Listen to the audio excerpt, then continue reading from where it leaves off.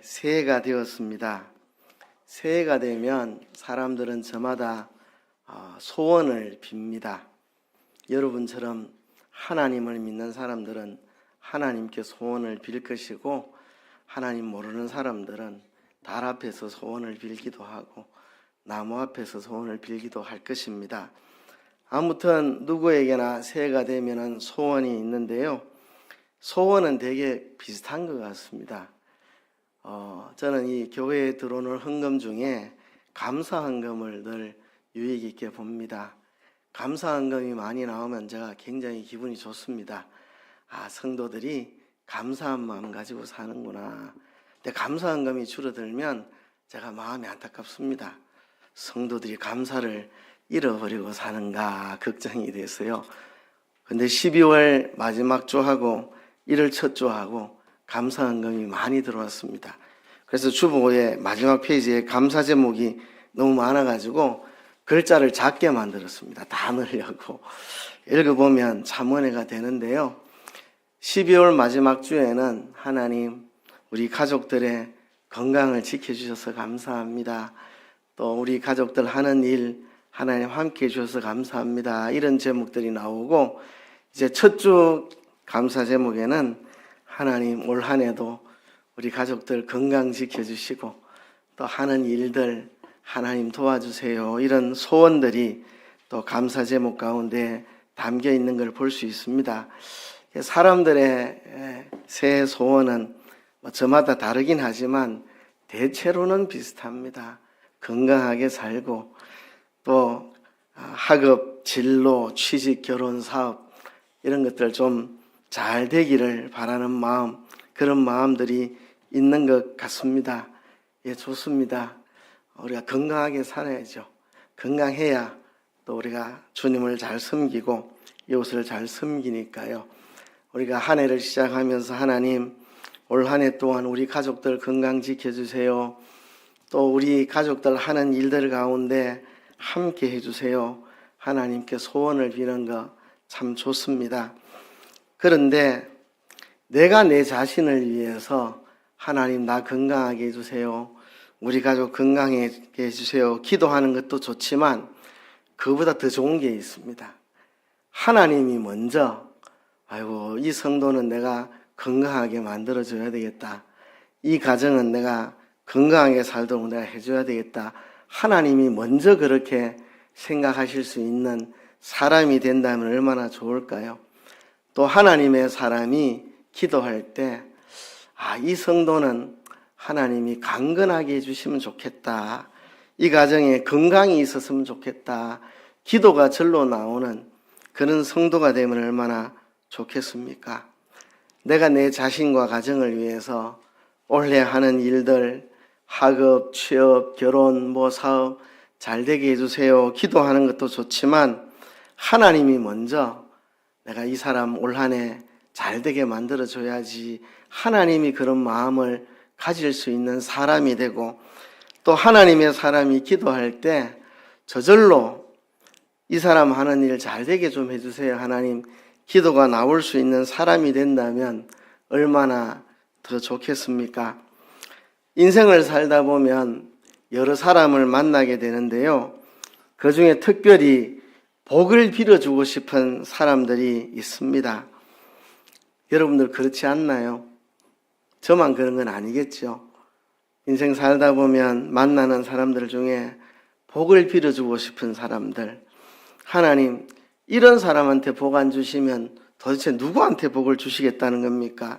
하나님 제발 이 사람에게 복을 내려 주세요. 그런 기도가 저절로 흘러나오게 되는 사람들이 있습니다. 물론 저는 목사니까 의지적으로 그렇게 기도합니다. 성도들을 위해 기도합니다. 성도들의 건강을 위해서도 기도하고요. 또 성도들의 가족들을 위해서도 기도하고, 얼마 전에도 가족들 중에 누가 아픈데 기도해 주세요. 저한테 연락이 와서 제가 알아보고 또 기도하고 있습니다. 그런데 목사된 책임으로서 성도들의 건강과 또 하는 일들을 위해 하나님께 복을 비는 것, 그거와 달리 그냥 저절로 의지적이 아니라 그냥 아무 생각 안 해도 저절로 기도가 흘러나오는 사람. 특별히 내가 목사로서 교인들을 위해 기도해야 되겠다 이렇게 힘쓰지 않아도 나도 모르게 하나님 이 사람 건강하게 좀 해주세요. 이 사람 잘되게 좀 해주세요 라는 말이 저절로 나도 모르게 나오고 나도 모르게 그렇게 말을 하고 있는 그런 사람들이 있습니다. 여러분, 하나님이 복을 주고 싶어 하는 사람이 되고 하나님이 복을 빌어주고 싶은 사람이 되는 게 얼마나 좋겠습니까? 올해 여러분 모두가 다 그런 사람 되기를 주의 이름으로 축복합니다. 우리 옆 사람에 이렇게 말합시다.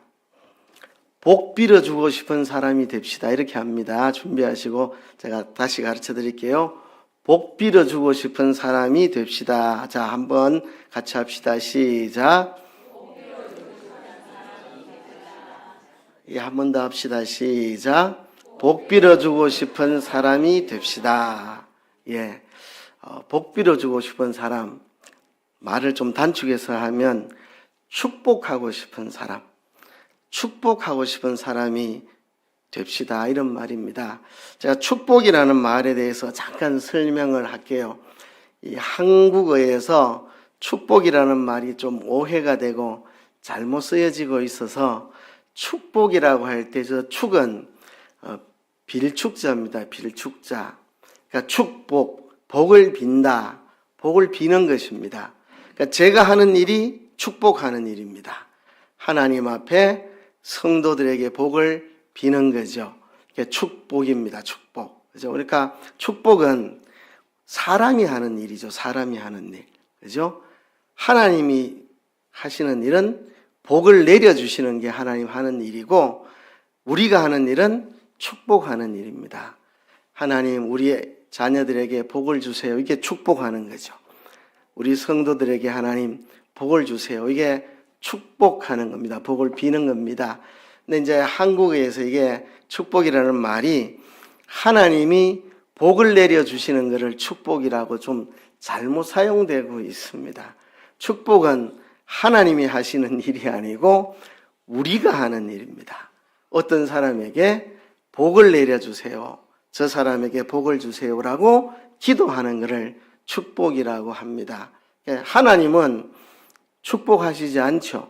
하나님보다 높은 분이 있어야지 하나님보다 높은 분에게 저 사람 복 주세요 하나님이 빌지.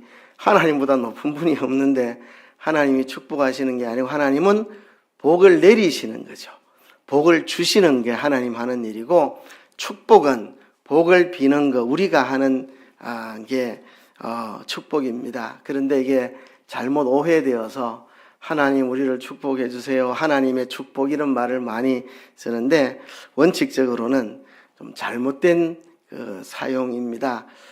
그래서 저는 과거에 이 부분을 명확히 하기 위해서 설교도 많이 하고 하나님이 축복하신다 이런 말 쓰지 말라 이렇게 많이 했었는데요.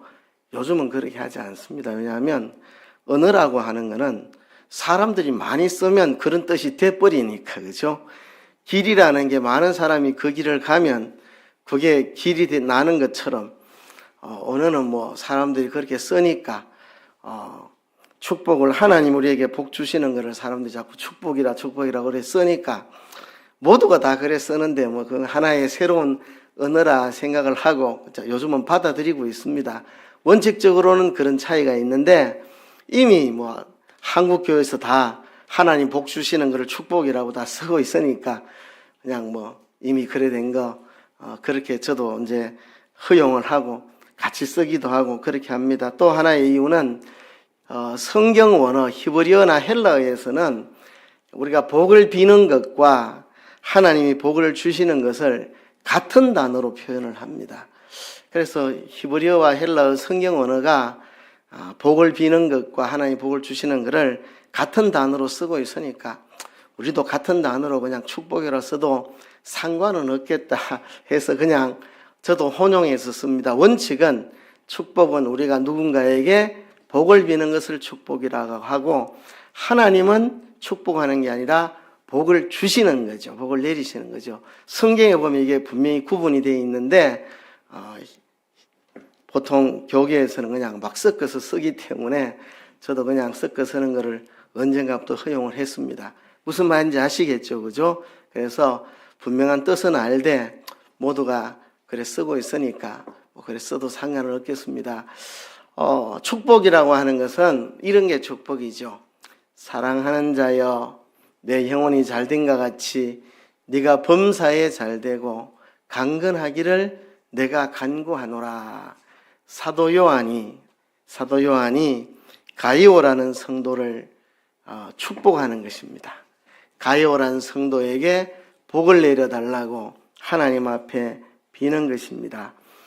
가이오는 어떤 사람이었길래 사도 요한이 개인적으로 사랑하는 자여 내 영혼이 잘된 같이 네가 범사에 잘되고 강건하기를 내가 간구하노라. 이렇게 사도 요한이 가이오를 위해서 복을 빌어주고 있는가 하는 것입니다. 여러분, 우리가 내가 내 자신을 위해 하나님 앞에 복을 달라고 기도하기 전에 하나님이 복을 주시기를 원하고 또 하나님의 사람들이 그에게 복을 달라고 하나님 앞에 축복 기도를 하는 그런 사람이 되려면 어떻게 해야 될 것인가? 바로 가이오와 같은 사람이 되면 됩니다.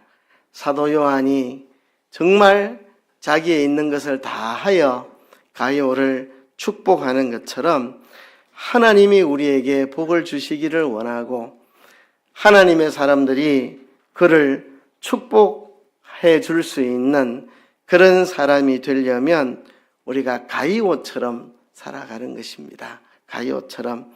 그러면 하나님이 그에게 강건해지고 그의 범사가 잘되게 해주시기를 하나님이 원하시고 또 하나님의 사람이 그렇게 기도한다는 거죠.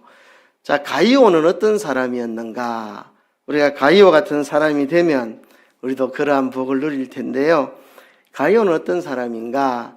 오늘 본문에 진리 안에서 행하는 사람이라고 소개하고 있습니다. 3절에 보면 형제들이 와서 네게 있는 진리를 정언하되 네가 진리 안에서 행한다 하니 내가 심히 기뻐하노라 했습니다. 형제들이 그러니까 성도들이죠. 성도들이 가이오 안에 있는 진리를 정언합니다. 가이오 안에 있는 진리를 정언하는데 가이오가 진리 안에서 행하고 있다 이렇게 정언을 하기 때문에 요한은 이 이야기 듣는 것을 심히 기뻐한다고 말을 합니다. 그런데 3절에서 그렇게 말해놓고 또 4절에서 한 번 더 반복을 합니다. 내가 내 자녀들이 진리 안에서 행한다 함을 듣는 것보다 더 기쁜 일이 없도다. 자, 3절, 4절 두 번 반복하는 것은 강조입니다. 강조. 진리 안에서 행하는 것이 얼마나 아름다운 것인지 소중한 것인지 요한이 가이오에게 마음껏 축복해 주고 싶은 마음이 생기도록 만든 것, 그것은 바로 가이오가 진리 안에서 행하는 것입니다. 이 진리 안에서 행하는 것이 이토록 중요하기 때문에 3절과 4절에 반복해서 말을 하는데요. 근데 진리 안에서 행했다는 것의 구체적인 내용이 뭐냐 하면 5절에 보면 나그네 된 자들에게 행하는 것은 신실하니 그랬습니다. 나그네 된 자들에게 행한 어떤 일이 그에게는 진리 안에서 행한 일인데요.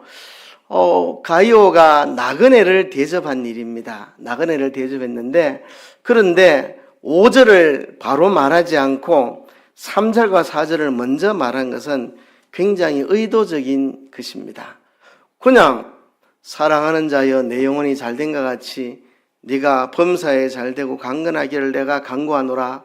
네가 나그네를 대접한 것이 너무나 아름다운 일이다. 이렇게 나그네를 대접한 이야기를 하면 될 텐데 이 나그네를 대접한 일을 가리켜서 진리 안에서 행하는 일이라고 두 번이나 강조하는 것은 의도가 있는 것입니다.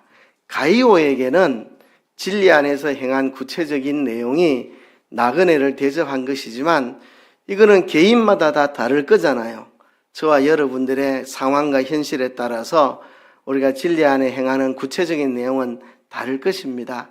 그래서 가이오는 나그네를 대접한 것이 진리 안에서 행한 행동인데 이 나그네를 대접한 행동에 대해서 요한이 그렇게 기뻐했던 것은 그것이 바로 진리 안에서 행하는 일이기 때문에 요한이 그렇게 기뻐했다는 겁니다. 3절에서도 내가 심히 기뻐하노라 그렇게 말했고 4절에서는 더 기쁜 일이 없도다. 앞에서는 심히 기쁘다 이래 말하고 뒤에서는 이거보다 더 기쁜 일이 없다. 세상 천지 내한테 어떤 것도 자녀들이 진리 안에서 행하는 것보다 내게 더 기쁜 일은 없다. 사도 요한에게 있어서 성도들이 진리 안에서 행하는 것이 제일 기뻤습니다. 여러분 오늘날 목사에게 뭐가 제일 기쁘냐고 물으면 뭐가 제일 기쁘다 하겠습니까? 대한민국에 있는 목사들 다 불러서 물어보면 전 대답이 다 똑같으리라 생각합니다. 뭘 기쁘다 하겠습니까? 성도들이 식사 대접해주면 기쁘다 하겠습니까? 사례 올려주면 기쁘다 하겠습니까? 뭘 기쁘다 하겠습니까? 목사들이 제일 기쁜 거는 성도들이 진리 안에서 행하는 것입니다. 진리 안에서 행하는 것. 우리가 지난 한 해 성경 읽기를 강조했고 또 성경을 평소보다 한 2배 정도 많이 읽었습니다. 정말 감사한 일입니다. 기쁜 일입니다. 이제 성경을 읽는 데서 멈추지 말고요. 올해는 진리 안에서 행하는 사람이 되어야 되겠습니다. 성경의 가르침대로 행하는 사람. 이것을 사도 요한은 제일 기뻐한다고. 내 사랑하는 자녀들이 진리 안에서 행한다 하는 거 듣는 게 심히 기쁘고 이보다 더 기쁜 일은 세상에 없다.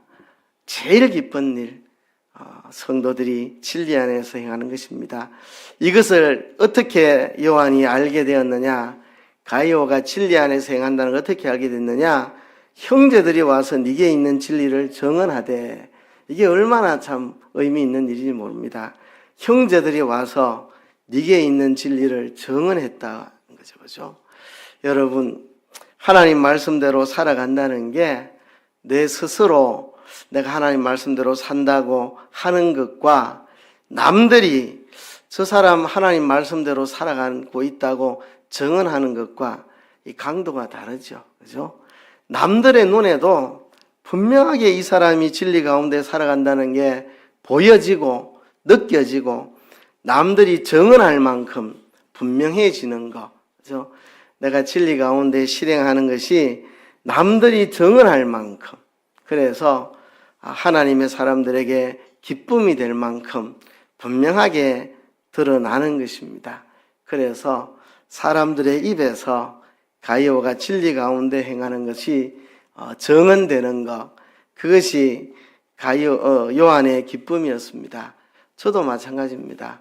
우리 남산교회 어느 성도가 이렇게 진리 가운데 살아가고 있다, 누군가를 통해서 듣게 될 때, 사람들에게 정언을 듣게 될 때, 사람들이 그걸 정언한다는 것은 누가 봐도 명백하게 분명하게 나타난다는 거니까요.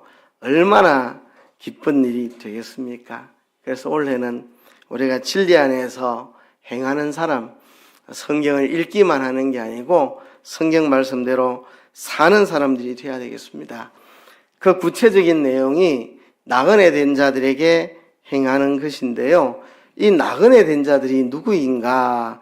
그냥 떠돌이 나그네, 그런 나그네가 아니고, 이제 6절에 보면 설명이 나옵니다.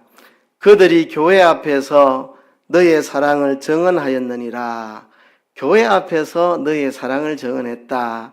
그러니까 이들은 성도들이죠. 그죠? 교회 앞에서 정언했으니까. 그런데 내가 하나님께 합당하게 그들을 전송하면 좋으리로다. 그들을 전송해라. 나그네들을 영접해가지고 그들을 잘 전송해라. 전송하라는 말은 이제 보내는 건데요. 왜 굳이 전송이라는 말을 굳이 썼을까?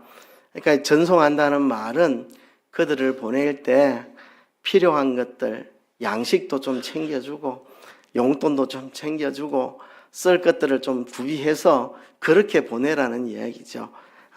그들을. 이들이 누구이냐? 7절에 보면 분명하게 나타납니다. 이는 그들이 주의 이름을 위하여 나가서 이방인에게 아무것도 받지 아니함이라.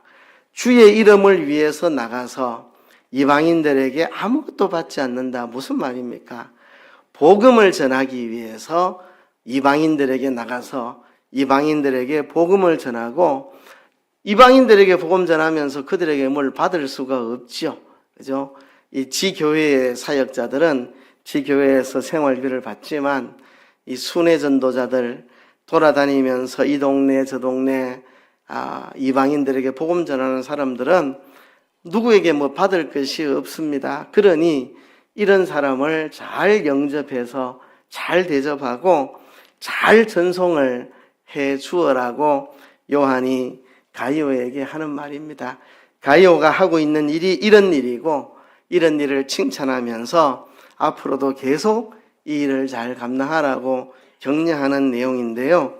이 나그네 된 자들을 영접하고 대접하고 전송하는 거, 이게 왜 진리 가운데서 행하는 것인가?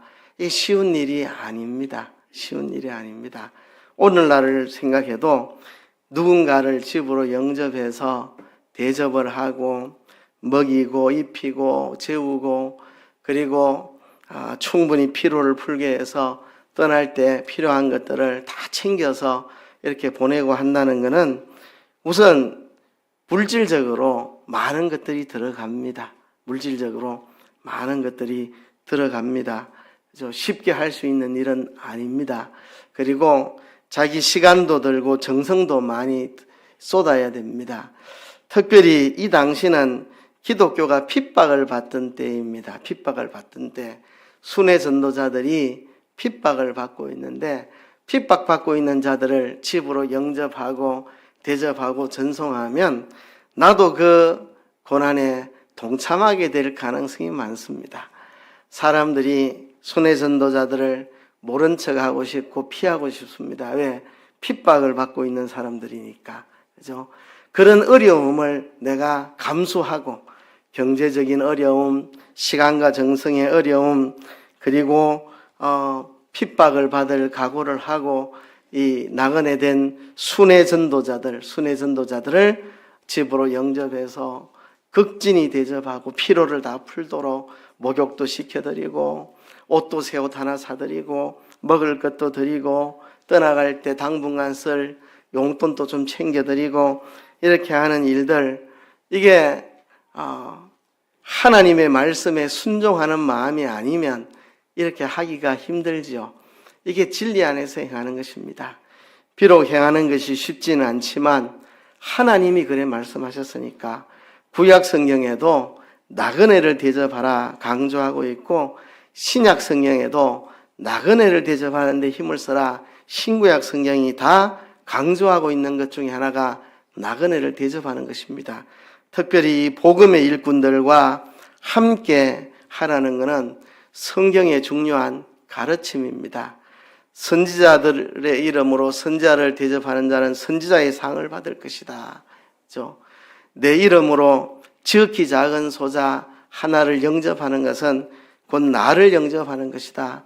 성경의 중요한 가르침입니다. 그래서 이것은 진리를 따르는 것입니다. 모두가 하기 힘들어하는 거, 물질적으로 많은 돈이 들어가고 시간과 정성이 많이 들어가고 또 잘못하면 자기가 함께 핍박을 받을 수 있는 위험한 일이고, 그럼에도 이것을 하는 것은 나그네를 대접하는 것이 진리의 가르침이기 때문에 진리 가운데 행하여 가는 이것을 사도 요한은 기뻐한 것입니다. 그런데 똑같은 일을 앞에서는 진리 가운데 행한다고 말을 했고 뒤에서는 사랑이라고 말합니다. 사랑이라고. 6절에 보면 그들이 교회 앞에서 너의 사랑을 정언하였다. 앞에 3절에서는 형제들이 와서 네게 있는 진리를 정언했다 이래 말했는데 6절에서는 그들이 교회 앞에서 너의 사랑을 정언했다. 똑같은 나그네를 대접하는 일을 두고 앞에서는 성도들이 형제들이 네 안에 있는 진리를 정언하더라. 그런데 6절에서는 너의 사랑을 정언하더라. 진리와 사랑은 하나이라는 걸 알 수 있습니다. 성경이 우리에게 가르치는 것은 사랑입니다. 성경을 요약하면 십계명으로 요약할 수 있고 십계명은 하나님 사랑, 이웃 사랑으로 요약할 수 있고 한마디로 말하면 사랑입니다. 진리와 사랑은 나누어지지 않습니다. 진리의 말씀이 우리에게 가르치는 것은 서로 사랑하라는 것입니다. 그래서 똑같은 나그네 된 자들을 영접하고 전송한 일에 대해서 앞에서는 형제들이 내 속에 있는 진리를 내게 정언했다. 근데 뒤에서는 너의 사랑을 정언하였다. 진리와 사랑은 하나입니다. 우리가 사랑 안에서 진리를 전해야 되고, 그렇죠? 진리가 가르치는 것이 곧 사랑이고, 사랑과 진리는 하나입니다. 그래서 성도들이 너의 사랑을 정언하였다. 그렇게 말을 합니다. 이어서 사도 요한은 디오드레베에 대해서 이야기를 합니다.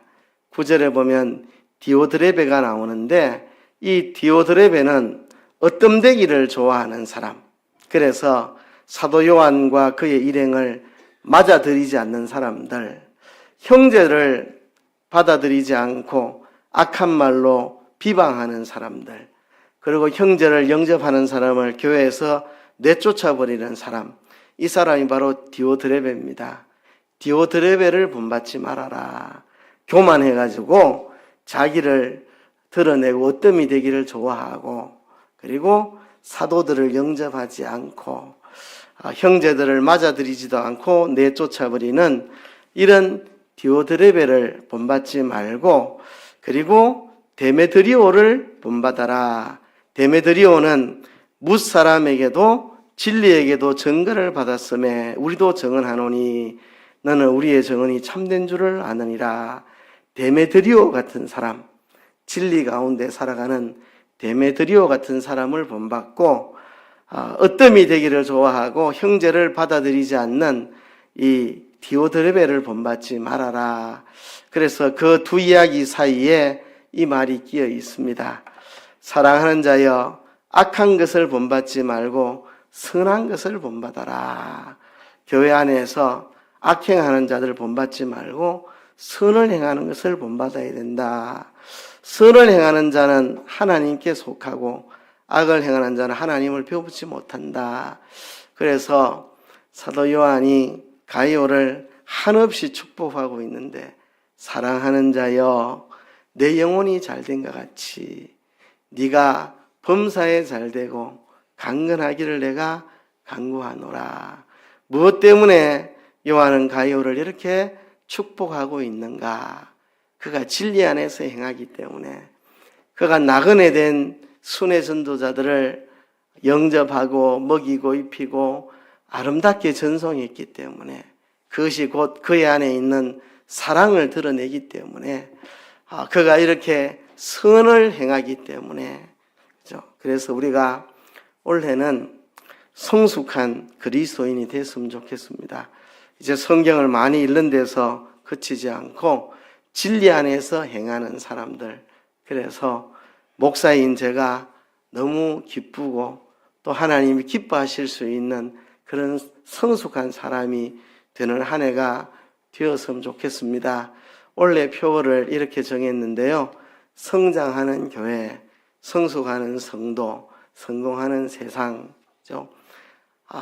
우리 성도들이 성숙하는 성도가 됐으면 좋겠습니다. 이제 하루하루 우리가 주님 앞에 설 날이 다가오고 있는데, 주님 앞에 설 때에 참 네가 아름답게 믿음으로 잘 살았다, 참 성숙한 하나님의 자녀로 예수 그리스도의 제자로 잘 자랐다 칭찬 들을 수 있는 우리가 성숙한 성도들이 되었으면 좋겠습니다. 진리 안에서 행하는 사람, 사랑을 실천하는 사람, 선을 행하는 사람, 예수님을 닮은 사람, 하나님의 성품을 본받은 사람, 하나님이 기뻐하시고 하나님의 사람들을 기쁘게 하는 진리의 사람, 사랑을 행하는 사람, 선을 행하는 사람, 이런 성숙한 성도들이 되었으면 좋겠습니다. 우리가 이런 성숙한 성도들이 되면 오늘 본문에 소문이 납니다. 형제들이 너에 대해서 증언했다. 네 안에 있는 진리를 내게 증언하고 그리고 내 안에 있는 사랑을 내게 증언했다. 소문이 나면 교회가 성장하게 될 것입니다. 그리고 사도 요한이 복을 빌었습니다. 내 영혼이 잘된 것 같이 네가 범사가 잘되고 강건하기를 내가 간구하노라. 하나님의 사람들이 빌 것입니다. 하나님, 저런 성도, 저런 아름다운 영혼, 진리 안에서 행하고 사랑을 실천하고 선을 행하는 저런 아름다운 성도, 하나님 건강도 지켜주시고 그가 하는 범사가 잘 되도록 하나님 도와주세요. 하나님의 사람들이 축복할 것입니다. 세상 일도 잘 성공할 수 있도록 하나님의 사람들이 빌 것입니다. 그래서 올 한 해 우리가 성숙한 그리스도인으로 자라가서 진리 안에서 행하고 사랑 가운데 행하고 선을 행하는 성숙한 성도들이 돼서 교회도 성장해 가고 또 개인도 하나님이 복을 주셔서 건강해지고 또 사업도 하는 일들도 하나님 복을 줄 수 있는 그런 우리 개인들이 다 되었으면 좋겠습니다. 저는 이것을 위해 기도하겠습니다. 성장하는 교회, 성숙하는 성도, 성공하는 세상 되기를 요한 3서 1장 2절의 말씀을 붙들고 하나님 앞에 기도하겠습니다. 여러분들도 가이오와 같은 사람이 되게 해주세요. 가이오와 같이 성숙한 성도가 되게 해주세요. 하나님이 기뻐하시고 하나님의 사람들이 복을 빌 수 있는 가이오와 같은 진리 안에서 행하고 사랑을 실천하고 선행을 본받는 그런 사람 되게 해주세요. 여러분들도 이 말씀 붙들고 기도하며 한 해를 살아가시기를 주의 이름으로 축복합니다.